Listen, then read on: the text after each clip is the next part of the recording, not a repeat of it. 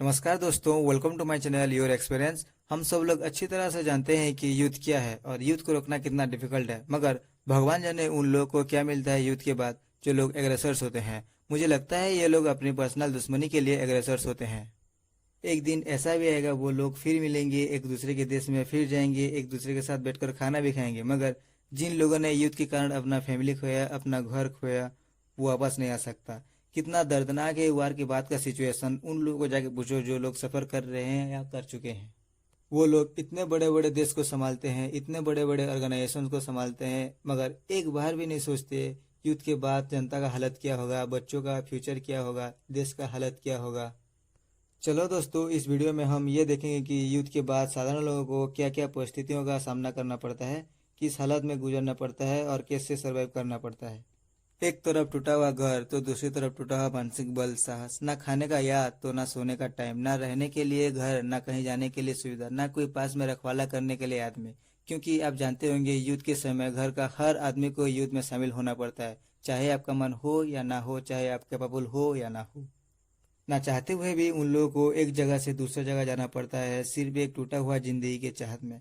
United Nations में ये बड़े बड़े अक्षर भी लिखा हुआ है कि रहना, खाना, पहनना और सेहत का ख्याल रखना हर व्यक्ति का जन्मगत अधिकार है, मगर उन लोगों को ये अधिकार नहीं मिलता। उस वक्त ना कोई देश आता है, ना यूनाइटेड नेशंस उनको अधिकार दिलाता है। काम ना होने के कारण उन लोगों के पास पैसा नहीं होता है और वो लोग गरीबी से बाहर नहीं आ पाते हैं, अपने बच्चों को अच्छी क्वालिटी का एजुकेशन नहीं दे पाते हैं, और नॉलेज ना होने के कारण वो बच्चे भी गरीबी में ही रह जाते हैं, क्योंकि बिना एजुकेशन से बच्चे कैसे अपना नॉलेज और स्किल बढ़ा सकते हैं। युद्ध के बाद 2-4 साल तक त्योहार तो आप भूल ही जाओ, उन लोगों के पास भगवान को याद करने का भी नसीब नहीं होता है। वो लोग जिंदा तो रहते हैं मगर बिना जीवन के। युद्ध के बाद एक देश का हालत इतना बिगड़ जाता है कि उसे सुधारने में कई साल लग जाते हैं। सरकार के पास ना पैसा होता है, ना अनाज होता है लोगों को देने के लिए। युद्ध के समय देश में इमरजेंसी लगने के कारण इंपोर्ट और एक्सपोर्ट भी नहीं कर पाते, जिसके कारण इकोनॉमी में डाउनफॉल आता है और प्राइस आसमान छू लेता है। लोग इन्वेस्ट नहीं करते और इन्वेस्टमेंट ना होने के कारण एम्प्लॉयमेंट जनरेट नहीं होता। कुछ साल तक सरकार ऐसे गिर जाता है कि उसे उठने में कई साल लग जाते हैं। इसलिए हम सभी प्रार्थना करें कि युद्ध कभी ना हो। यूनाइटेड नेशंस को अपग्रेड करके एक बड़ा संगठन बनना जरूरी है, क्योंकि हम बहुत देख चुके हैं युद्ध और देखना नहीं चाहते।